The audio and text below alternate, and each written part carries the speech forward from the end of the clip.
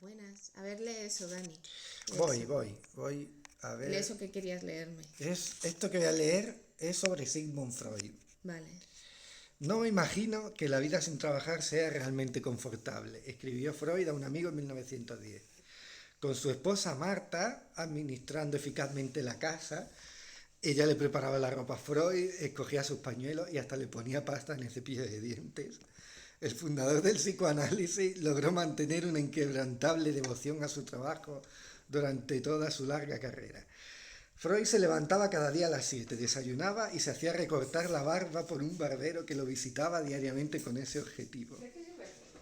Luego veía a sus pacientes desde las 8 hasta el mediodía. La principal comida del día se servía principalmente a la 1, o sea, dentro de 8 minutos cuando estamos ahora grabando. Y Freud no era un gourmet, le desagradaban el vino y el pollo y prefería platos sólidos y corrientes como carne de res hervida o asada, cosa muy normal. Bueno. Pero disfrutaba comiendo y lo hacía con silenciosa concentración.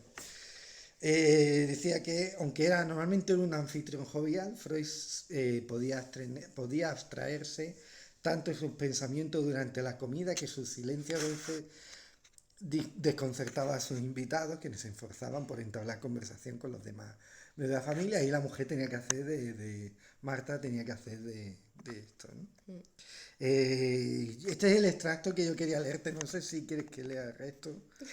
No sé si quiero que sigas leyendo. Después te digo. Vale, esto es arreglando Pero el mundo. con esto yo creo que tengo una buena Sí, muestra. vale, Sí. esto es arreglando el mundo y esto que acaba de leer Dani es una cosa que le ha cabreado mucho y que me lo quería contar y he dicho, no, espérate, vamos a aprovechar y hacemos el podcast porque es que es muy fuerte. O sea, a Sigmund Sí, Freud le tenían que poner la pasta en el cepillo de dientes claro. para que él pudiera ser productivo. Para que él te diga que tú tienes un problema con tu madre. Sí. Básicamente, ese es el tono.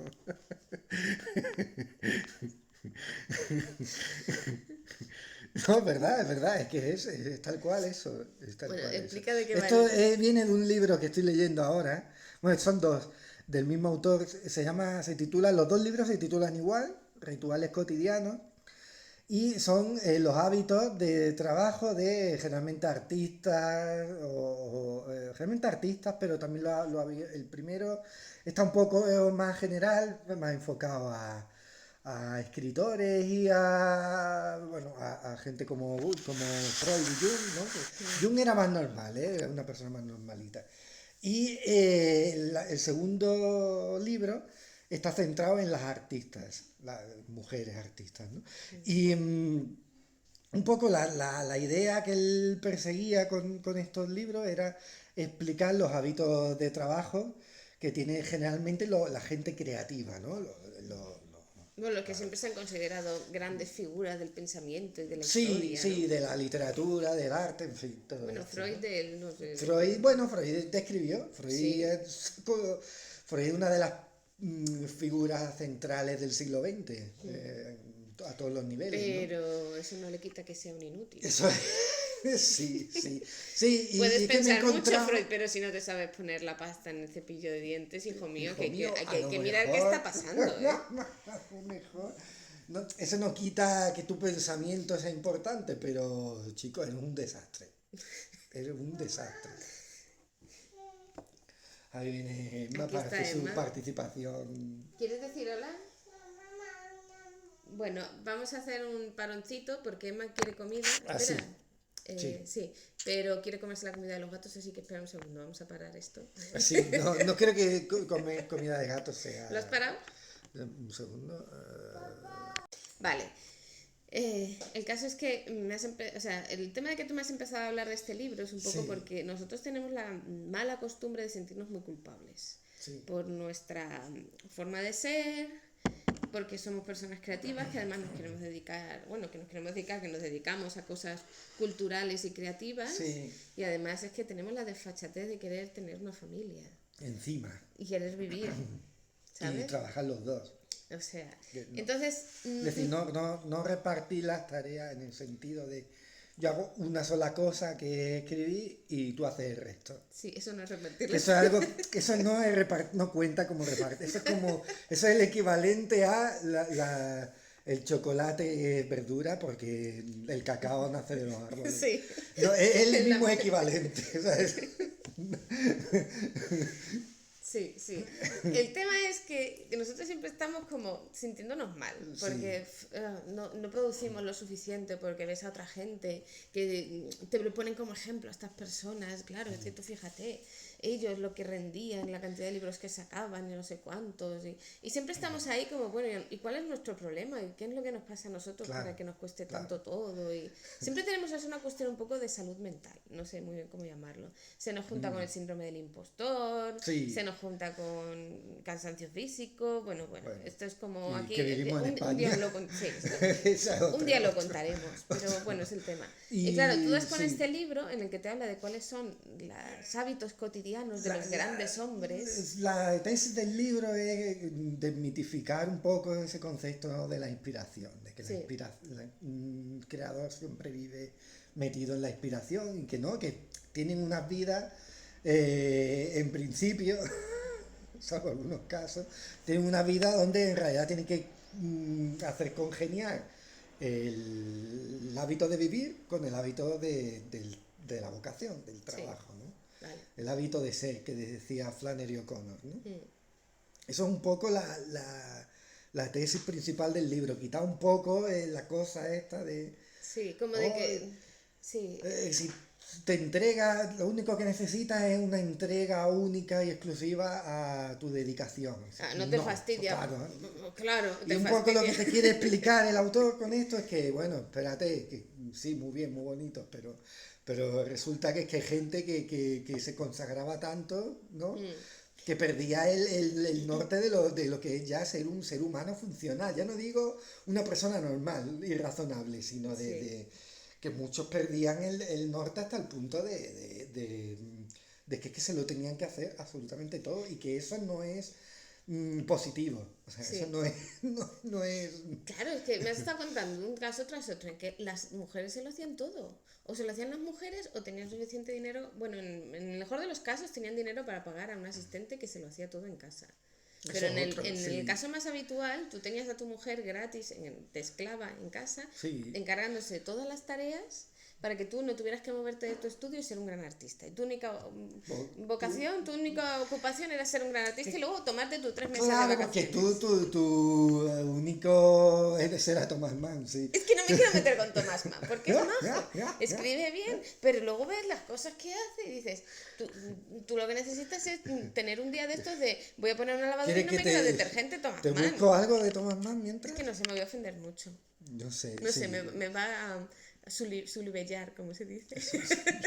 Había uno por aquí, no recuerdo quién, su pareja era la encargada de cepillarle los dientes al perro. Entonces se encargaba todos los días porque resulta que esta persona no soportaba que el perro tuviera mal la dentadura. Que bueno, dice, vale, pero hazlo tú, picha. Con perdón, o sea, hazlo tú. Porque tú lo tienes que hacer tu mujer, que además su pareja, que además el perro no era el suyo. O sea, Sí.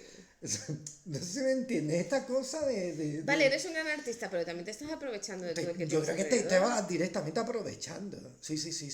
Tú no puedes tener la excusa de, no, Sí. yo es que soy una persona muy creativa y tengo mis momentos de inspiración, entonces necesito aislarme. Y no vas a poner la lavadora, Tomás Mann, tú no vas a poner la lavadora. Tú no me pones la lavadora porque tengo que mantener correspondencia Sí, claro. con mis admiradoras.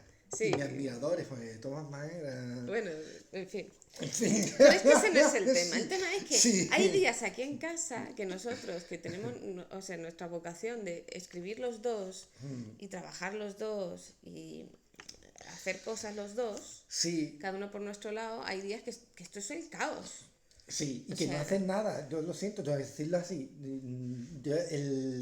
Un día para mí, un día hiperproductivo, es un día en el que he escrito media página. bueno, también es verdad que estamos en verano, se están terminando las Bueno, vacaciones eso de verano. Este también. verano ha sido durísimo, Sí. con los dos enanos en casa todo el día, Sí. tú y yo intentando trabajar. Sí, ha sido un poco... En fin, extraño, otro día sí. contaremos la Sí, sí, odisea, sí. pero, o sea, este verano no hemos sido productivos, seguro. No, pero en general, no soy lo que se puede considerar un escritor productivo. O sea, según los cánones por los que nos movemos hoy. Pero tienes un pelazo.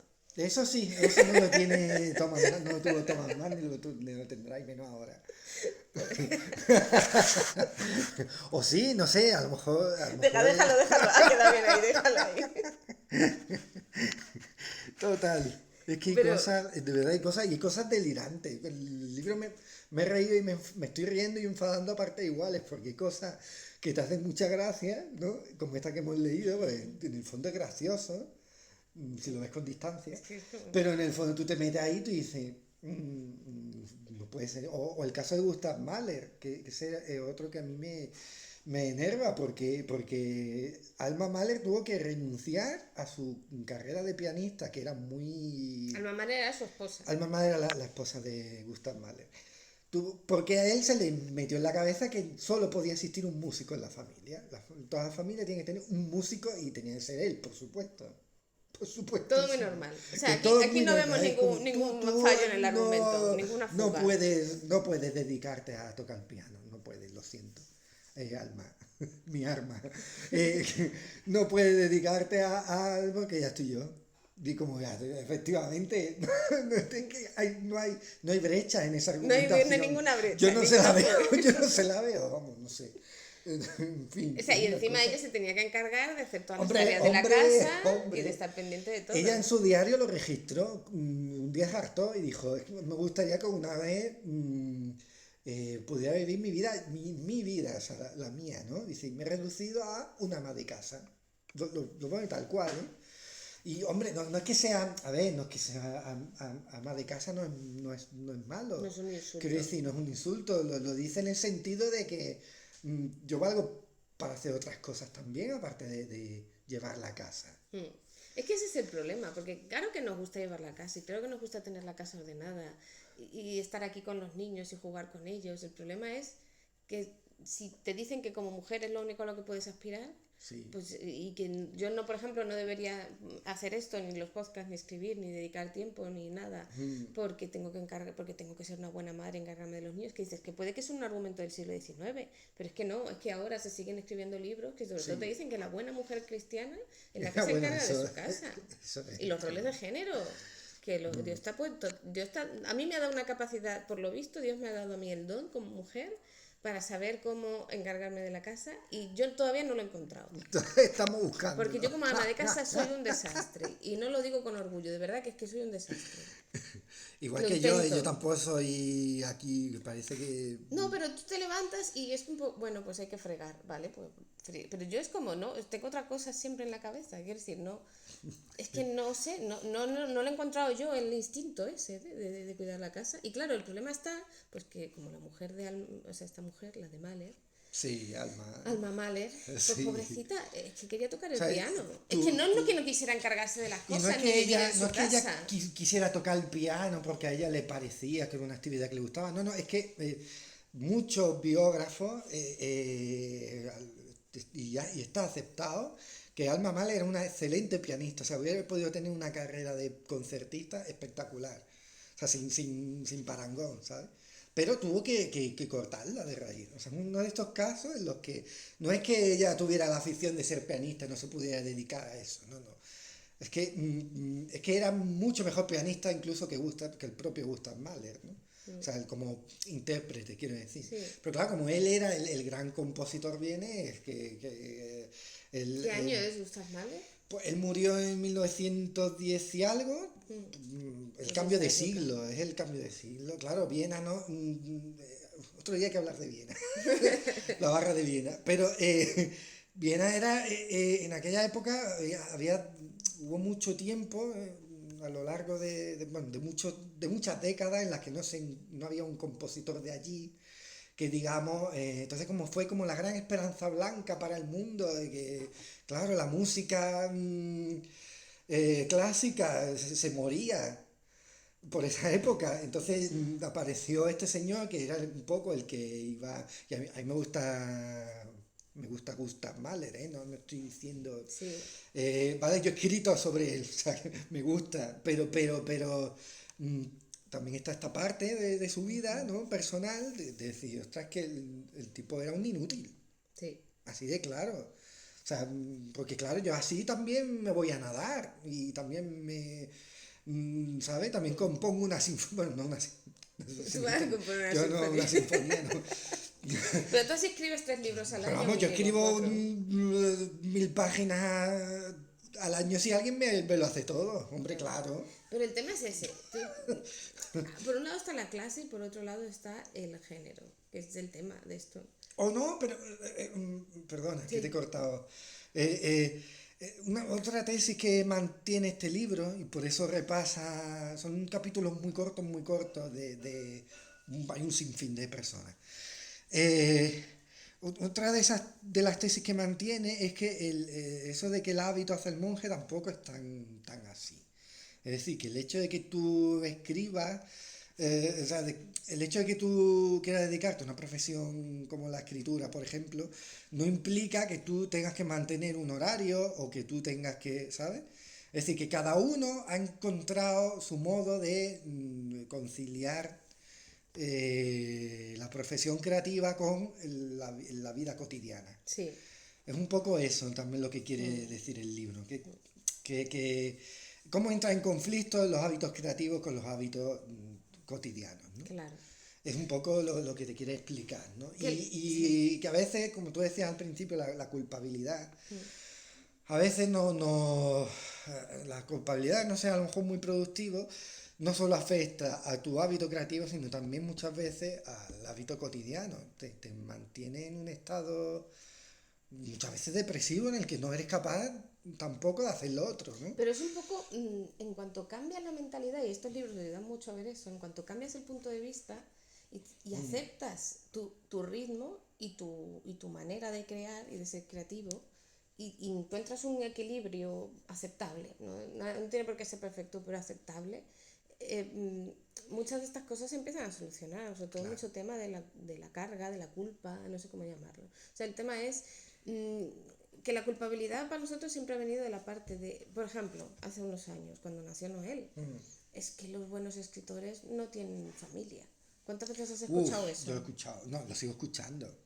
Yo Un gran escuchaba, escritor no puede tener una familia yo porque escuchaba le una quita tiempo. escritora que ahora está hablando mucho diciendo que, claro, no puede tener hijos, pues eso es incompatible con una carrera literaria. Sí. Y lo dice tal cual. Y tú dices, Luego me dices quién es, que sí. quiero saberlo.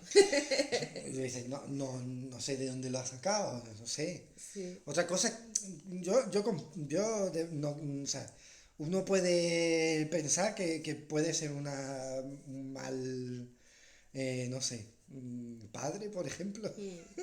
O sea, uno puede pensar sobre sí mismo eso Sí, sí, y la decisión de no y tener la hijos es decisión muy de no tener legítima, es ¿no? muy legítima. Sí, sí, No sí. es un problema. Eso no es un problema, pero decir que eso es incompatible, Y no. luego está el aplicarlo a los demás por la cara.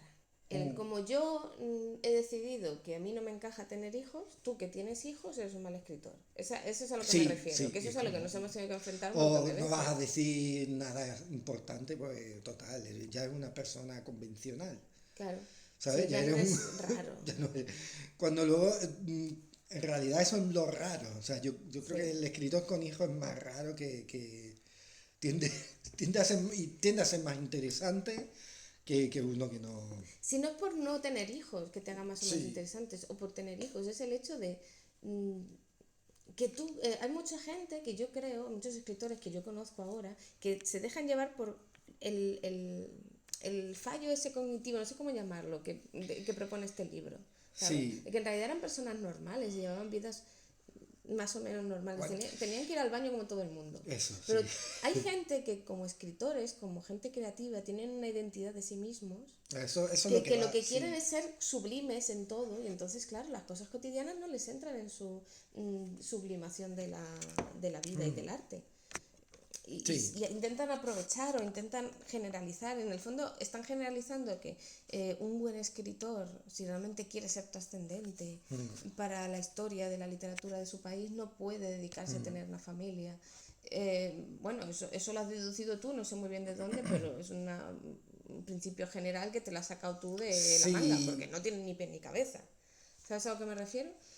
Y sin embargo nos hemos tenido que tragar eso durante mucho tiempo vez tras vez tras vez que hemos tenido encuentros o cualquier presentación de libros o charla o cena con escritores o con artistas durante años y bueno, tú por tu lado, pero yo por mi lado ya ni te cuento. Ya, bueno, aparte tiene la mochila de la madre, vamos. Sí, O sea, porque yo, además es que hemos estado en entornos en el que yo como esposa tuya yo no podía tener creatividad ni...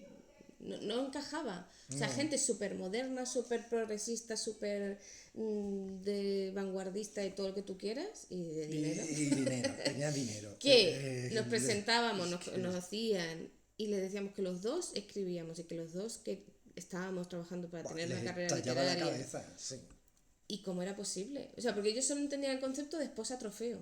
Claro. Y madre. Y lo peor es que muchos Es lo que artistas buscan. y tal lo que están buscando es eso. Sí. No, y hay que decirlo así. O sea, están buscando a alguien que me mantenga, ¿no? Yo ahora estoy escribiendo un libro sobre un pintor de aquí de Granada.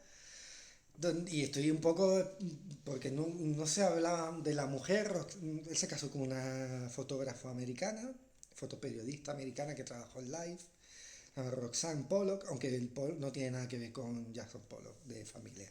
Y muchos textos que estoy buscando, pues eso, estoy intentando rastrear pues un poco cómo era su relación, ¿no? Y ellos eran bastante más normales, ¿eh? No es como el caso que he leído. Pero aún así sí que había un poco esta cosa de que sí tenían muchos pintores abstractos de la época de José Guerrero, que era que las mujeres eran quienes los mantenían. O sea, a Klee lo mantuvo su mujer, a Motherwell igual, a Pollock ya ni te cuento, a Rothko lo mismo, es decir, todos tenían una persona que les mantenía, ya no solo en las cosas del hogar, que aunque eso hay que entrar en cada caso, pero lo que me llama la atención es que los mantenían económicamente, es decir, que eran ellas con sus trabajos las que posibilitaban una carrera de artista, ¿no? Sí. Y cuando digo carrera de artista, pues me refiero a todo, no solo pintar, no solo comprar la pintura, que es caro, el material artístico es caro, sino todo, es decir, exposiciones, pues escenas y cosas así que... Claro. A ver, es que yo creo... Entonces dices, claro, jolín, da rabia y ¿sabes? Que se forme el dicho ese de detrás de un gran hombre tiene que haber una gran mujer. Bueno, pues vamos a conocer a esa gran mujer, ¿no? Sí. Ah, no, pero eso es solo como se ha quedado en el dicho, pero nos da igual.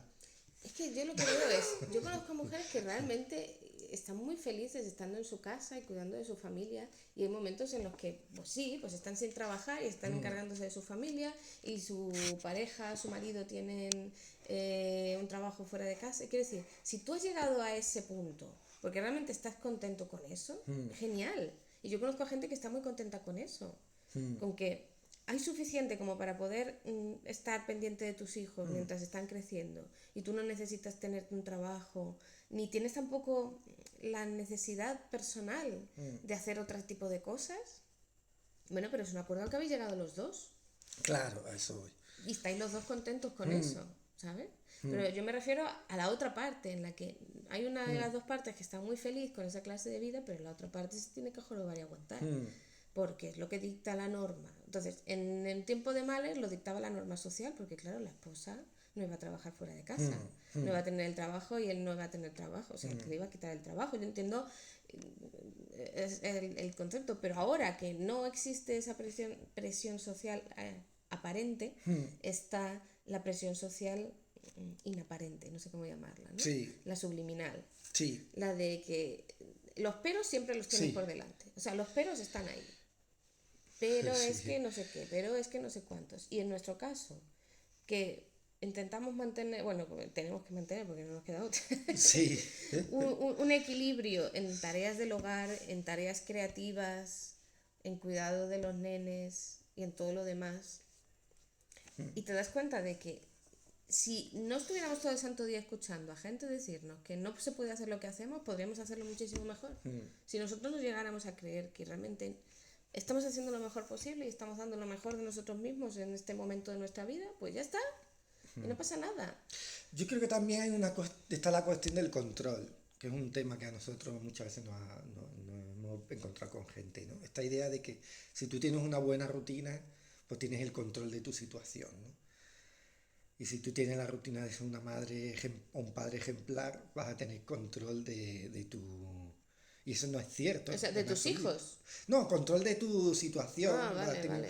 Ah, por fuerza tienes que tener una situación económica estable, por ejemplo, cuando no es verdad, no necesariamente una cosa conduce a la otra. Y mucho menos en nuestra época, y mucho menos en Vamos, nuestra generación. en nuestra época o sea, que nosotros nos hemos chupado tras crisis económica, que aquí ya no sé ni por cuál vamos ya. Ya, yo ya no me la bueno, recuerdo. pues ya lo aceptamos, ya está, y se tira y punto. Sí, pero sí, obviamente... aquí en realidad más que por contarlas por crisis económica vamos a tener que contarlos por momentos de normalidad. Ni siquiera de estar muy bien económicamente. Cariño, yo desde 2008, te aseguro... De antes, desde que nos casamos, yo no recuerdo haber tenido un momento... Yo sí, algún momento yo sí.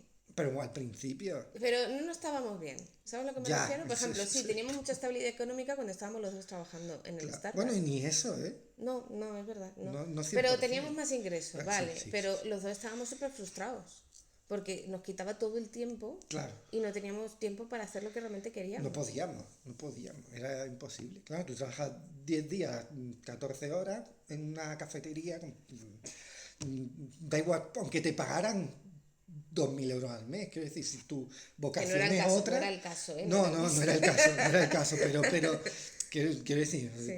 pero yo sí me he llegado a chupar turnos de 10 horas, de 10 días seguidos. Sí. Y luego tenías eso, Y, una claro, semana de vacaciones. Y dices, luego tenía... pues quiero ponerme a escribir. Claro, no, esa estaba semana reventado. te la pasaba tirado porque no podías moverte mover ni las pestañas. Sí. Yo quiero leer una cosa que dice este hombre en la introducción, que es muy interesante, de este libro sobre cómo las grandes visiones creativas se traducen en una suma de poquedades. Me gusta esa... ¿Poquedades? Poquedades cotidianas. Ah, de poco, no de poquito, Pokémon. sí. Ah, vale. no, de Pokémon. Dice, el título del libro es Rituales cotidianos, pero en realidad al escribirlo me centré en las rutinas de la gente.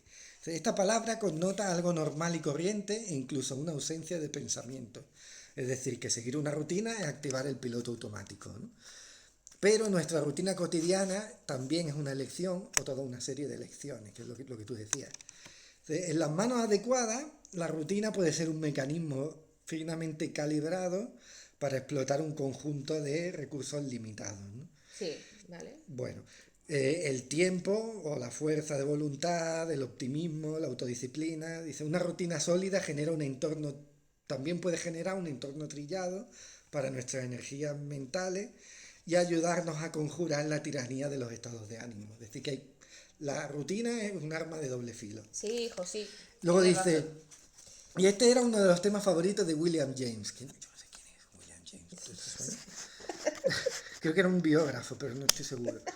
Decía, él pensaba que uno querría poner parte de la vida en automático. Decía, y era como un defensor de los buenos hábitos, del orden en la vida, de que todo tiene que ser ordenado. Y él decía que podemos liberar nuestras mentes para pasar a campos de acción en verdad interesantes. Y dice este hombre, irónicamente, el propio James, este hombre que decía esto, era de esas personas dispersas que lo dejan todo para más tarde y era incapaz de atenerse a un horario regular. Es decir, que ni siquiera quien defiende la vida monástica, luego a la hora de la verdad te das cuenta de que era un desastre y de que era incapaz de, ¿sabes?, de manejar esa dispersión. ¿Esa es la cita que querías leer? Sí. Vale. Es que es muy llamativo, porque... Aquello de dime de lo que presume. Sí, pero el tema es, a ti te va muy bien, tú dices, a mí me iría mucho mejor tener una rutina mejor para ser creativo, genial. ¿Por qué tienes que generalizar? ¿Por qué tienes que decir, todos los artistas hacen esto? Claro. Porque tenemos esa santa manía. Pero no solamente desde el punto de vista artístico, ¿sabes? No, a todos los niveles, A mí me hace gracia que yo he descubierto, y además muy recientemente, poco a poco, ¿no? Y de forma, digamos... ¿Orgánica? Orgánica, sí, se puede decir, sí, que sí. Que en realidad la rutina es algo muy rutinario. Quiero decir, que tú puedes alcanzar una rutina, que tú imagínate la mejor rutina posible. Intenta ponerla en práctica. Te dura 2 días. Al tercer día tú estás que te suben por las paredes, ¿sabes? Te das cuenta de que incluso aun siendo productivo, es decir, si yo ahora encontrara una rutina perfecta, eh, ¿sabes? Y pudiera mantenerla, ya te digo yo que a los 2 días estaría rompiéndola de algún modo. Pero ¿por qué ese eres Porque, tú? no, porque no soy yo y porque en realidad lo que habla de nosotros son aquel texto de por sus frutos los conoceréis. A mí lo que me mantiene diciendo, o sea, lo que me da seguridad para ser escritor no es que yo haya puesto la identidad en serlo, sino el decir, bueno, pues es que tengo estos libros.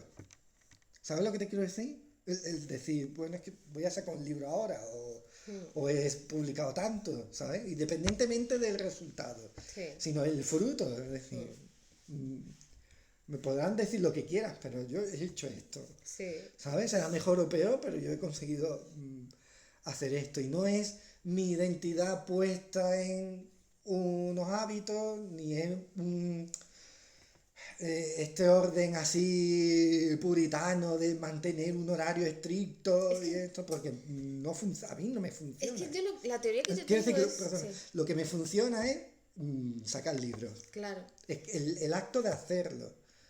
Y, Porque uno se pregunta siempre por qué te sientas a escribir. Es lo que a mí me gusta llamar la integridad del escritor. Eso es lo que hay que vigilar. Pero eso ya sería sí, eso es otro tema. Tu Pero teoría es... en el tema... Pues ahora no sé qué iba a decir. Ay, lo siento, te estoy interrumpiendo No mucho, pasa perdón. nada.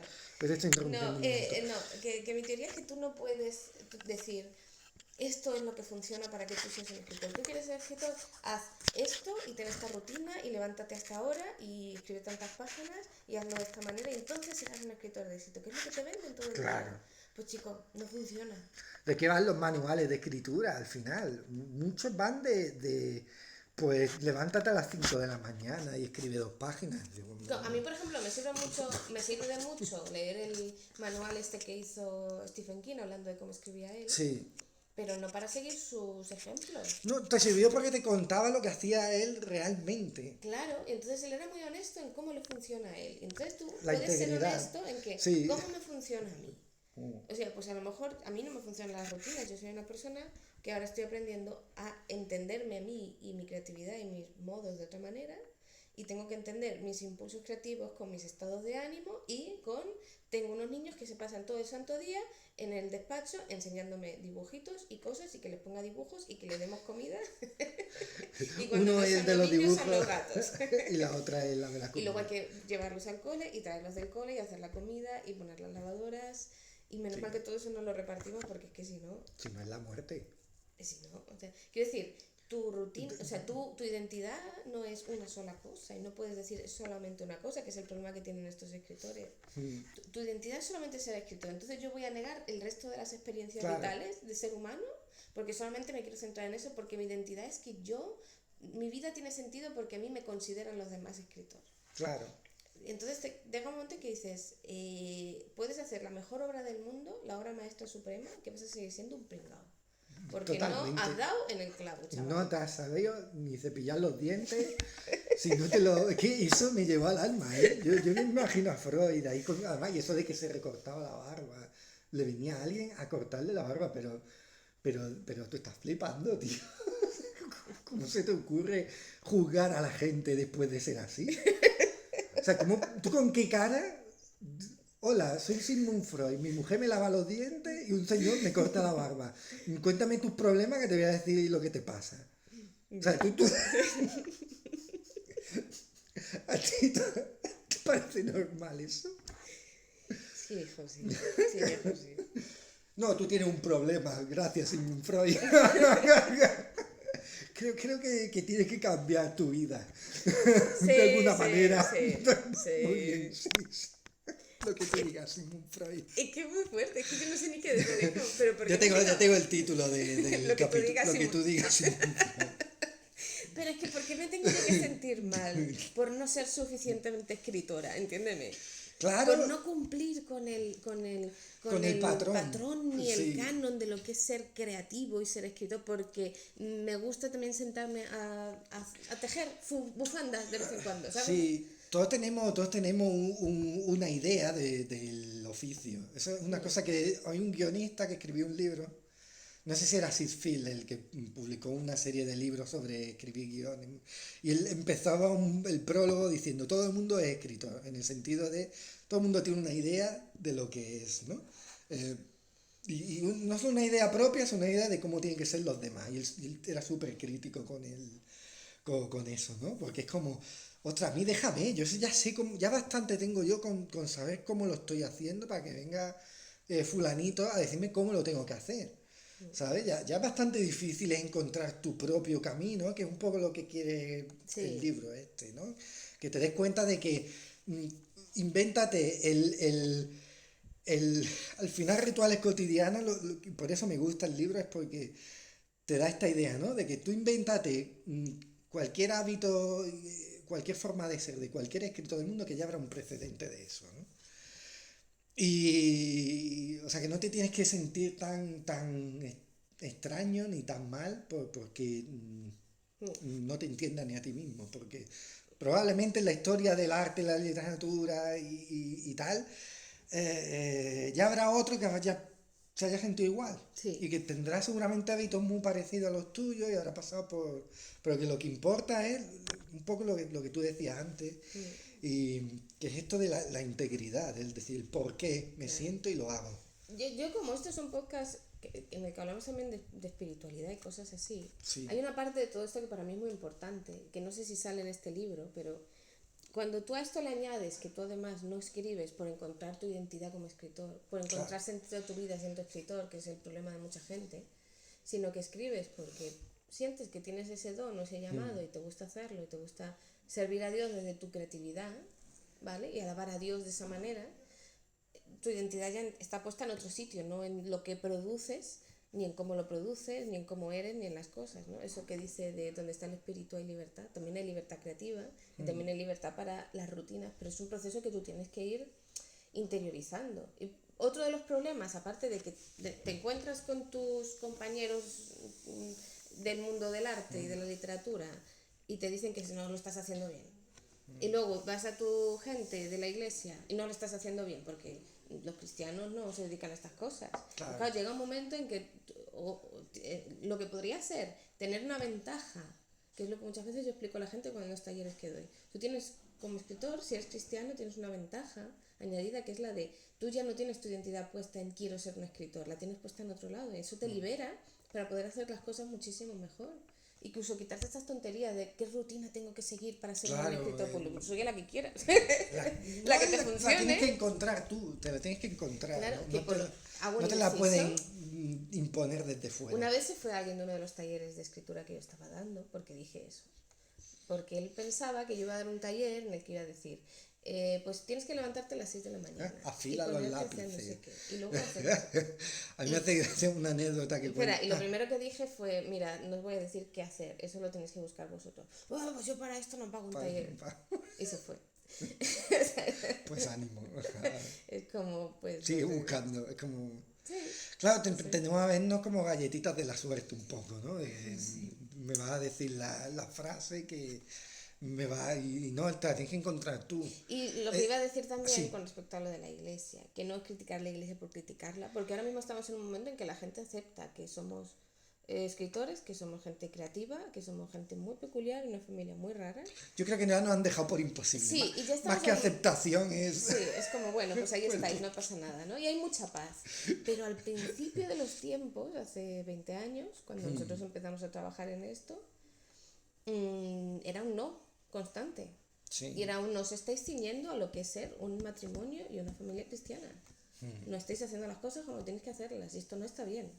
Y no existía en ese canon de ser una buena familia cristiana, entre comillas, un espacio en el que nosotros pudiéramos añadirle nuestra vocación de ser Sí. creativos y de trabajar en el mundo de la cultura. O sea, hubo un momento en el que era o ser cristiano o ser eso.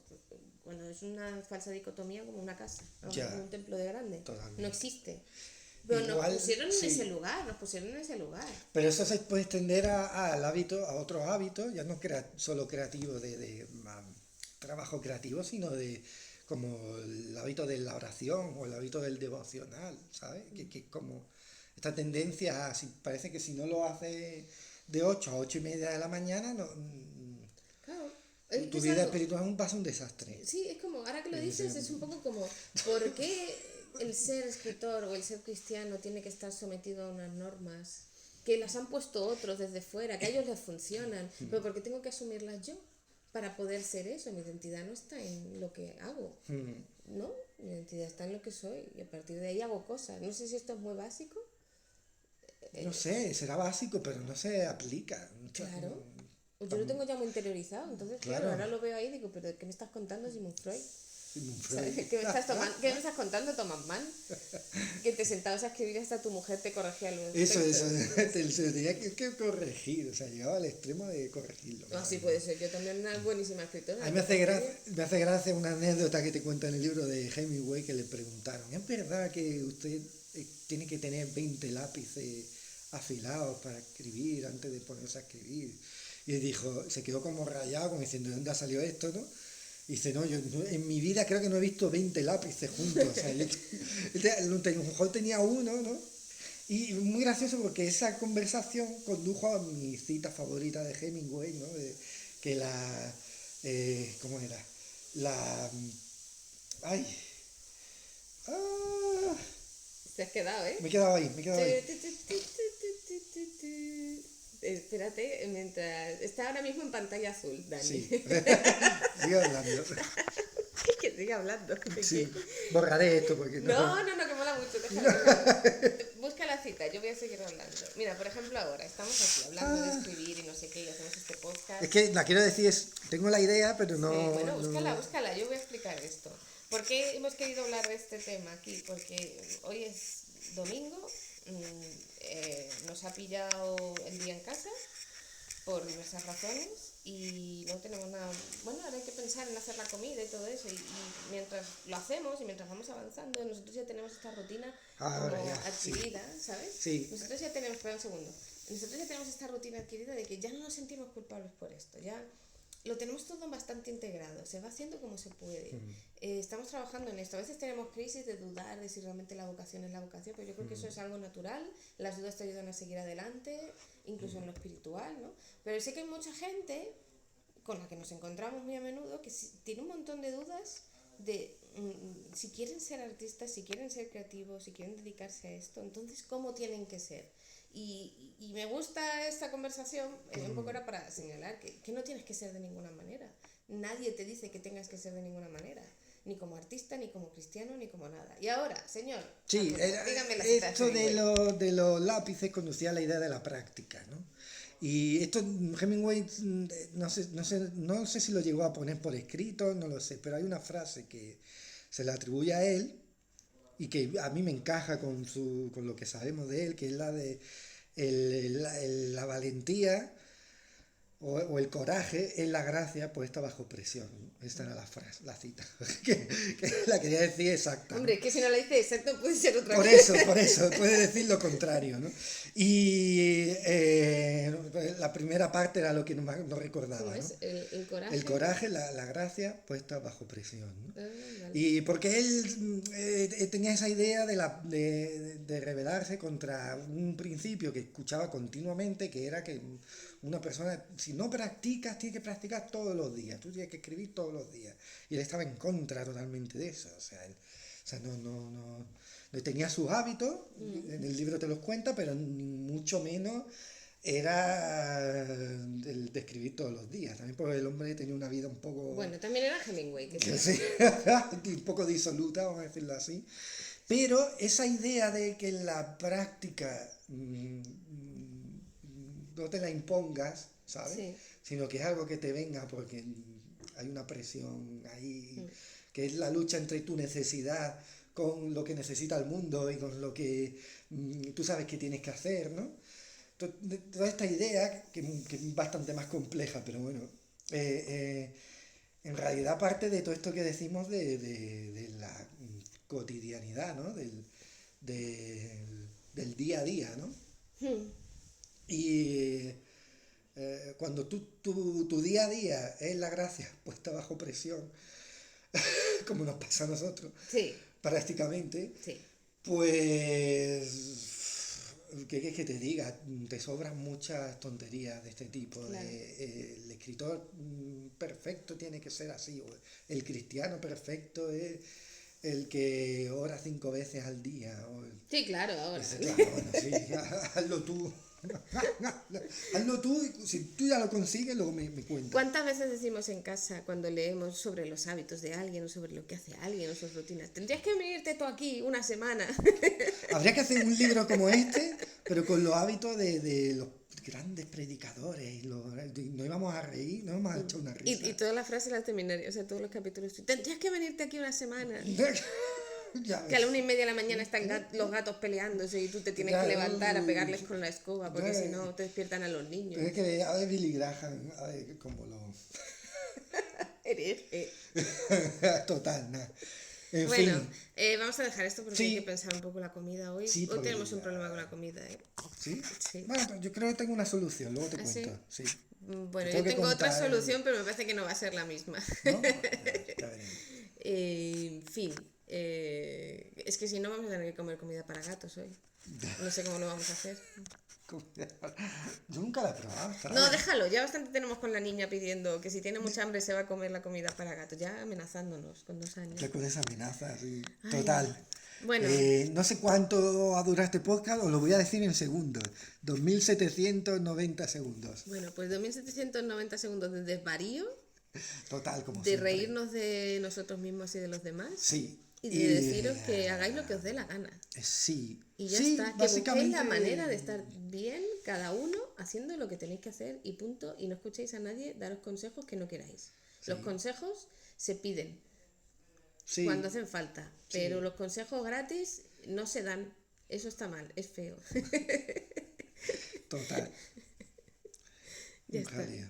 Pues nada, esto ha sido Arreglando el Mundo 3 Sí, en el que el podcast en el que ¿cómo era? Sí, sí, es verdad, el eslogan. Sí. Este es el podcast en el que al final tenemos que pedir perdón. Sí. Perdón. No sé por qué. Vale, hasta luego.